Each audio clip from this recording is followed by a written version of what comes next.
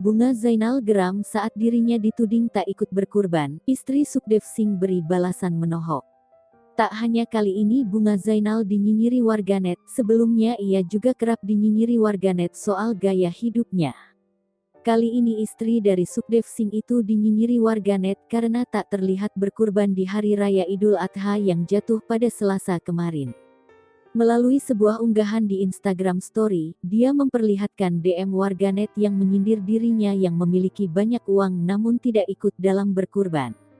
Mendapati cibiran seperti itu, lantas Bunga Zainal pun merasa miris lantaran masih ada warganet yang berkomentar miring saat Hari Raya Idul Adha. Wanita 34 tahun itu kemudian menjelaskan alasannya tak memposting soal kurban di media sosial. Dia juga menegaskan urusan kurban atau tidak adalah urusan pribadi, bukan untuk dipamerkan di media sosial.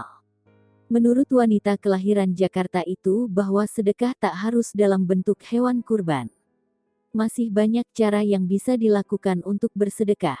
Kendati demikian, Bunga tak memaksakan pendapatnya soal sedekah atau hewan kurban itu pada orang lain. Dia pun mengingatkan warganet untuk tak perlu mengurusi sedekah orang lain karena itu sudah urusan Tuhan.